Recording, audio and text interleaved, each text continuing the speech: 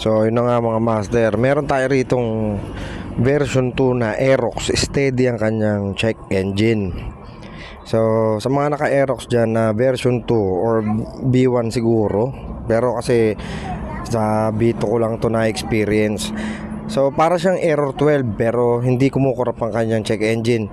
Ngayon sisilipin nyo ngayon itong wire dito sa baba na parang Error 12, yung tatlong wire na nakasakit.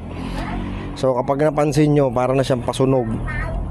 Ayaw niya mag-start, hindi siya nag-start, naka-check engine steady lang siya. Re-redondo siya na parang kalabit or minsan parang wala pa, parang nagki-click lang yung ano niya, yung relay.